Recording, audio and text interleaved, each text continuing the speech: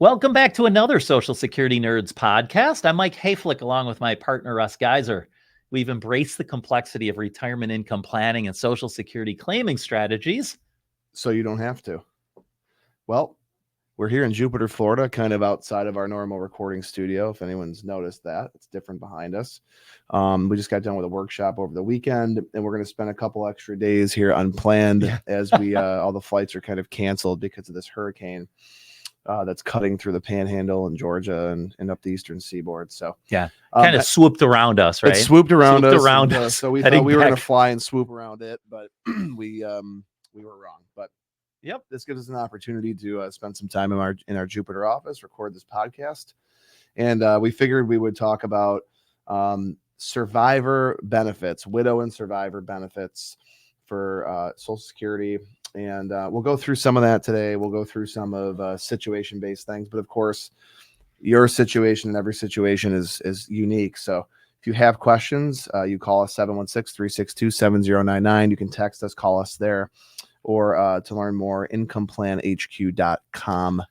And with that, let's just dive in. Yeah, dive in. So, the nice thing about Social Security benefits is we can go to any state and talk about it because it's pretty much the same in all 50 states. This topic, Russ, we come across lots of cases. We help a lot of people, individuals. We help married couples. We help people who've gone through divorce. The saddest cases are often these, though. Those that have been widowed. It doesn't matter what age. It's always sad when you've lost a spouse. And I always have kind of mixed emotions. At first, I feel sadness for no longer being able to see the person who's passed. I may have worked with them for many, many years, them and their spouse. And then I feel very good because I know that I can help. I know that I can carry on the roadmap, the plan that we had set forth.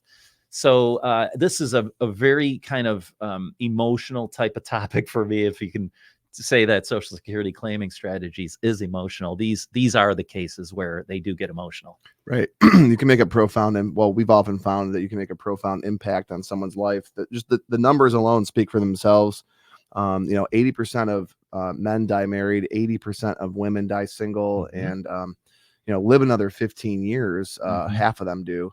And so it's really important to get this right. But first, you have to understand what the actual benefits are and how they work. And of course, whenever we're doing planning and recommendations for these things, this is, of course, discussed. It's really important. Yep.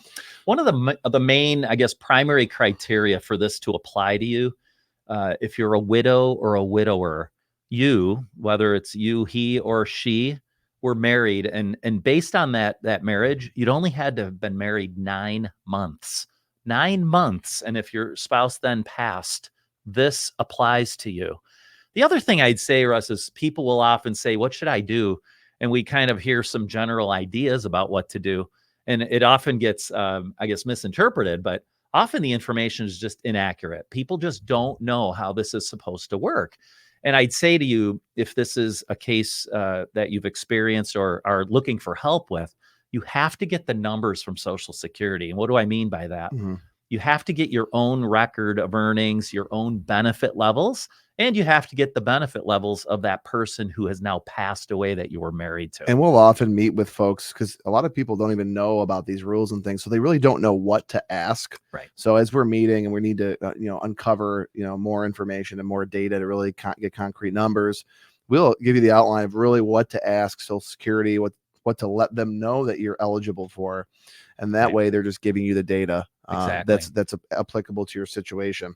Now, Mike said you had to have been married for 9 months. You also cannot be remarried. So if your spouse passes away and you're before age 60 and get remarried, there's no longer no more survivor benefit off of that previous spouse who passed. Exactly. That's right. Yeah. So age requirements. I think this is a great time to talk about that. Right. In addition to the length of marriage rule of 9 months, the age requirements are different. So in normal situations, so able-bodied people, I'll say age 60 is the earliest you might be able to claim benefits on that deceased spouse's record.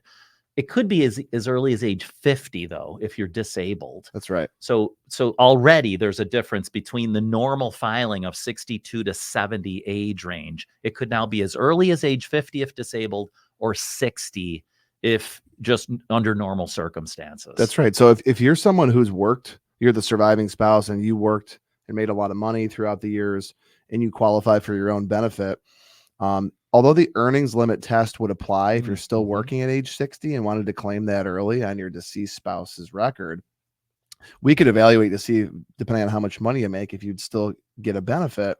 And then you can really just let yours grow until 70. Right. In that scenario, that may make the most sense. You can in this case now claim one record or the other and switch and make that determination based off what makes the most financial sense for your situation. And I think, Russ, what you're referring to then is this idea, this distinction between deemed filing versus filing on a restricted application or restricting the scope of your application. Right. Years ago, there were other strategies that you could actually deem yourself to file for certain benefits versus others. Many of those rules went away back in late 2015. The only restricted application that you can really file now is that of a widow. So you can say to Social Security, I'm eligible for multiple benefits, either a benefit on my own record or on my deceased spouse's record. What I want to do is tell you specifically which record I'd like to start on. Let's go through an example, Russ. I guess easiest example, let's say a married couple, age 81 and 78 years old. So in this scenario, both each spouse would have claimed benefits. If one didn't have an earnings record, they're receiving a spousal benefit off the earner's record. But regardless, what happens here is pretty straightforward. Once one spouse passes, if they're both those ages, just the higher of the two benefits remain in the household.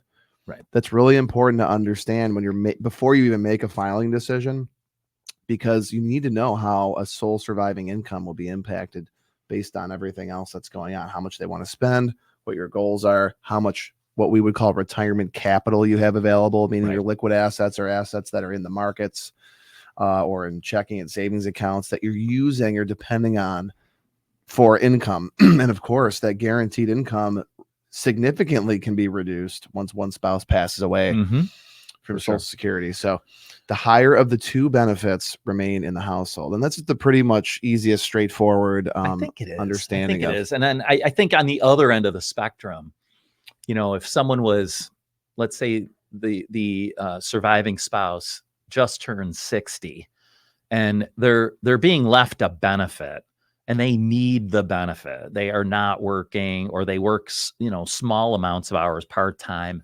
They didn't accumulate a lot of wealth. They really have no choice in that situation. They might say, I just have to take whatever benefit is bigger right now. I need that benefit. The other reason they might do that, though, is we call this widow/survivor benefits because sometimes children often can get benefits. So you might have younger children. You might need the income. So again, later years, the bigger benefit applies. That's the one that you end up with. Earlier years, you might just have to choose to take whatever is the larger of the benefits.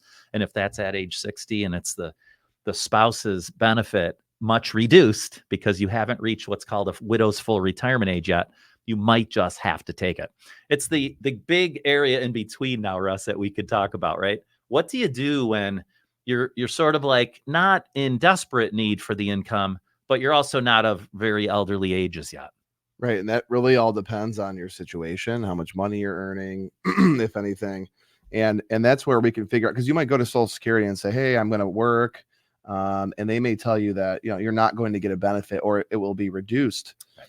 But we can really down to the dollar figure out, how much it would be reduced, how much income you'd be receiving, and all those things. And it can make a difference. Absolutely. And again, we can't get you information from Social Security Administration. You have to do that yourself. So how can you do that?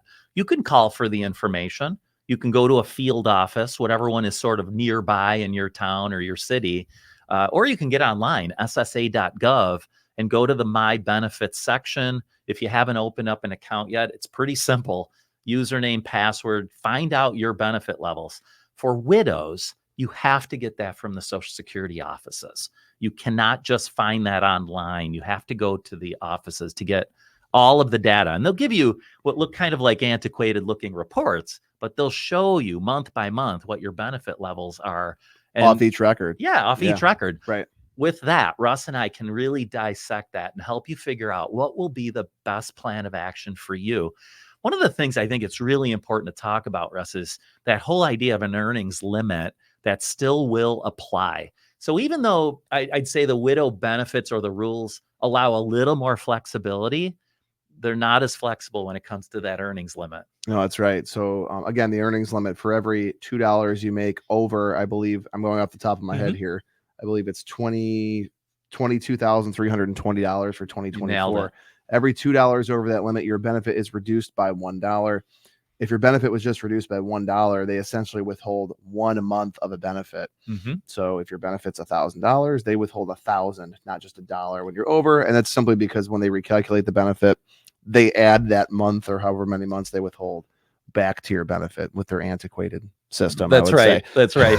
And now you might wonder, well, how am I going to know? And how are they going to know? Well, when you apply for benefits, you have to, it's part of the application. You have to say, this is what I intend making in earned income after I've applied for these benefits. Now, it's really important to say this too.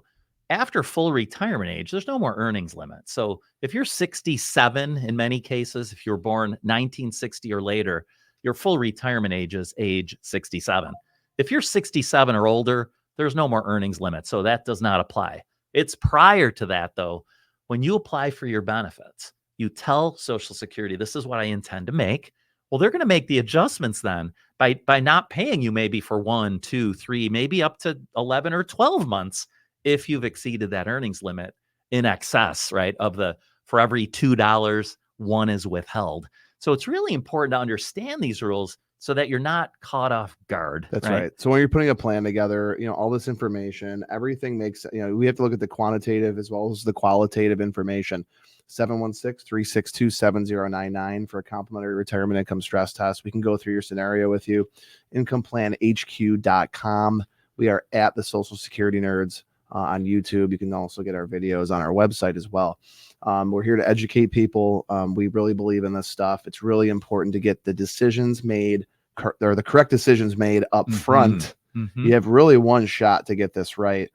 And there are a lot of things that come into play, especially as everyone's unique situation is just so different. Yeah. So if you are faced, folks, with the kind of the journey now being faced alone, you can consider us a partner. We can walk that journey now with you and see, hopefully, the retirement that you and your spouse had hoped for, see it come to fruition. We can help you solidify or fortify your retirement, even in the absence of the loved one.